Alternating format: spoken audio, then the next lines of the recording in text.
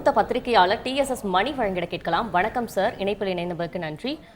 இப்பொழுது அண்ணா அறிவாலயத்தில் மக்கள் நீதி மய்யம் கட்சி தலைவர் கமல்ஹாசன் முதல்வர் ஸ்டாலினை சந்தித்தார். அதில் திமுக கூட்டணியில் இடம்பெற்றுள்ள கமல் கட்சிக்கு ஒரு மாநிலங்களவை சீட் ஒதுக்கீடு செய்யப்பட்டுள்ளது. இது பற்றின முதற்கட்ட உங்களது பார்வை பதிவு செய்யுங்கள்.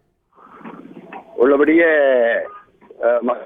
கமல்ஹாசன் மக்கள் நீதி மய்யம் தங்களுக்கு 2 தொகுதிகள் வேண்டும் என்றார்கள். பிறகு காங்கிரசுடன் சேர்ந்து ஒரு தொகுதி வாங்கிக் கொள்ளுங்கள் என்பதாக கருத்தை திமுக பக்கம் பேசப்பட்டது. அதற்கு பிறகு காங்கிரஸ் என்றால் கை சின்னத்தில் நிற்க வேண்டும் என்பதாக காங்கிரஸ் பகுதியிலிருந்து பேச்சுவார்த்தை வந்தது என்று சொன்னார்கள். தான் கை சின்னத்தில் நிற்க முடியாது, திமுக கோயம்புத்தூர் கொடுத்து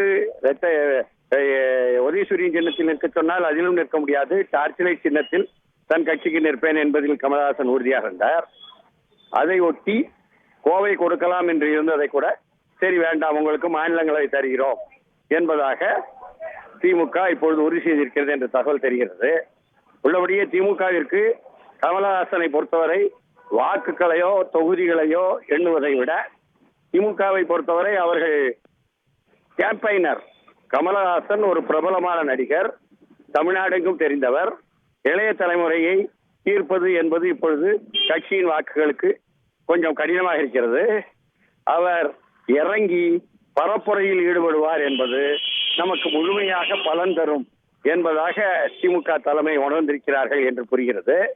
அதனால் அவரை இந்த மக்களவை தேர்தலில் நல்ல சிறந்த பரப்புரையாளராக அவர்கள் ஈடுபடுத்தி விடுவார்கள்.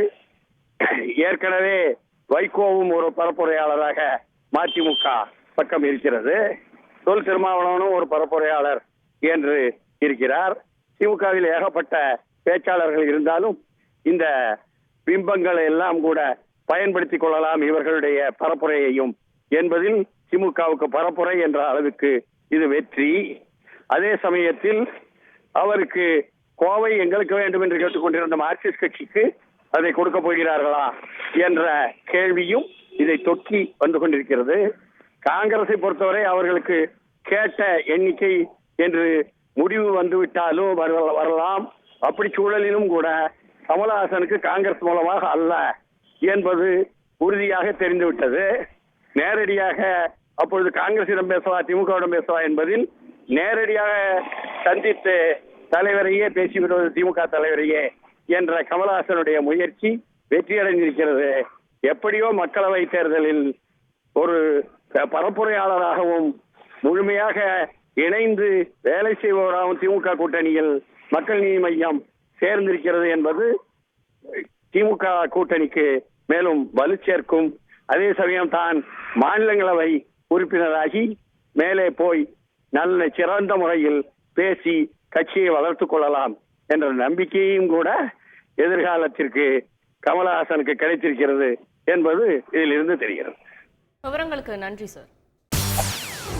செய்திகளை உடனுக்குடன் தெரிந்து கொள்ள உடனே சப்ஸ்கிரைப் பண்ணுங்க.